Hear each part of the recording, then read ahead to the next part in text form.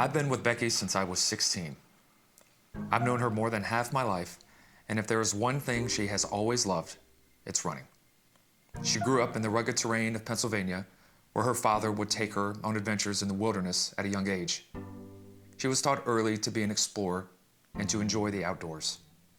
She ran in high school, and when she got to college, she took a class in 2006 by Dr. David Horton, the GOAT of trail running, which brought her into an entirely different world of running.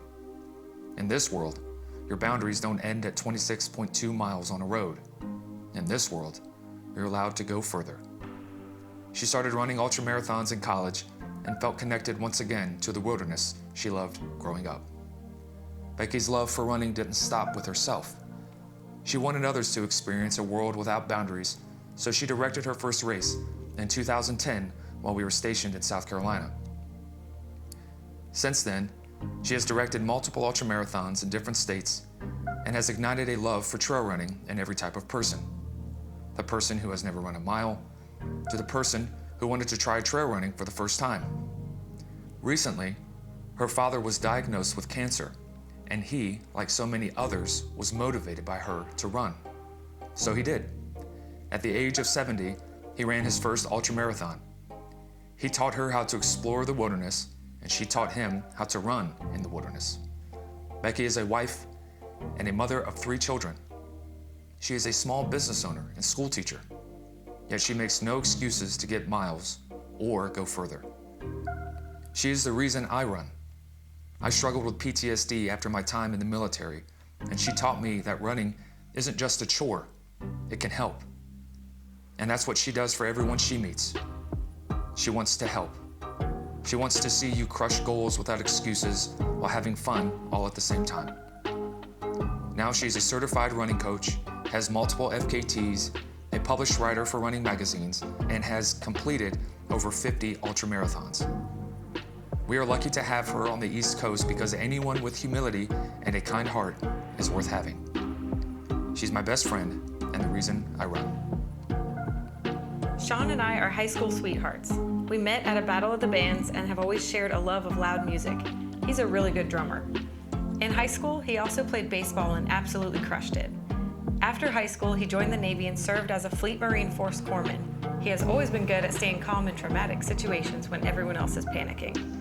So if you're ever hurting and running beside him in an ultra, he will definitely offer you anything in his pack to help you out.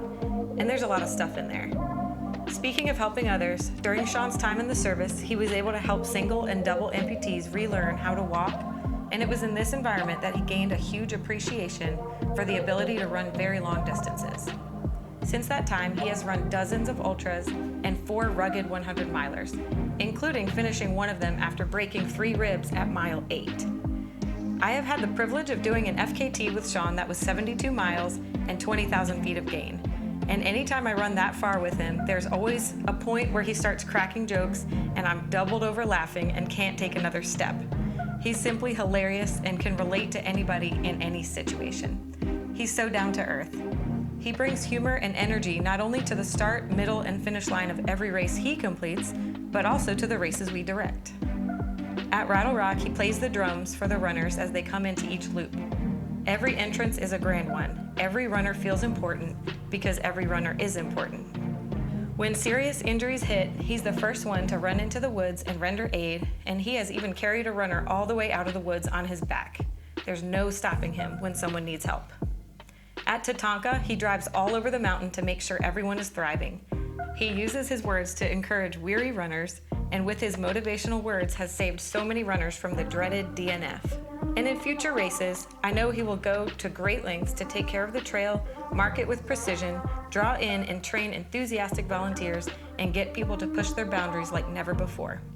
He's not just a business owner and educator, but he's a warrior, spurring on other soldiers in the fight to win their own battles, push the limits, and reign victorious on trails and in life.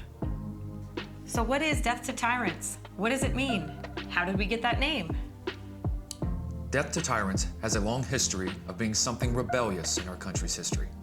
The term has roots that trace back to the American Revolution as a rally cry to resist tyranny, to fight, and to be free. On our state flag of Virginia, the goddess Virtus is standing triumphantly over a defeated tyrant, symbolizing that tyrannical rule should be ended. On our logo, you will see two runners standing together, united on top of a defeated tyrant with the dreaded letters written on his shield, D and F. Those letters plague most runners and haunt them in their sleep. You will also see both runners holding the American flag.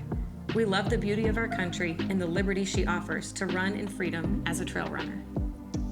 So who is the tyrant? Well, you are. The only person that will keep you from finishing the race is you. Your mind, your lack of training, your excuses. We all have a tyrant in our lives. It could be depression, not feeling good enough, quitting when it gets tough, dealing with the pressure to survive in this world. The tyrant looms over you. He mocks you and laughs at you. He wants you to fail, to quit, to complain, to make excuses. He whispers in your ear that you will fail and tells you to quit. How do you defeat this tyrant? You put it to death by moving forward and not backing down. You have friends in the community that push you and won't let you tap out. You continue to take steps and make forward progress. You make it to the next aid station, whatever it takes. And before you know it, you have defeated the dreaded tyrant. You are at the finish line celebrating the spoils of victory. Now you can help others fight because you've been there. You know how to win and can help your brothers and sisters fight, not just in trail running, but life. You help them slay the tyrant. All in all, we love the East Coast and want to see trail runners here crush the difficult races we have to offer. We love the rocks and ruggedness of Pennsylvania, The steep climbs and descents of Virginia, the wild and wonderful stream crossings of West Virginia, the endless sea of blue mountains in North Carolina, the waterfalls of New York. and the open meadows of Georgia. This is home. Death to Tyrants is a band of runners who fight side by side and help one another. And this is where the victories take place and the tyrants are put to death. You are never alone in this fight, and were never meant to be alone. And when you think no one else believes in you, or you feel forgotten, just remember. We believe in you. We believe in you.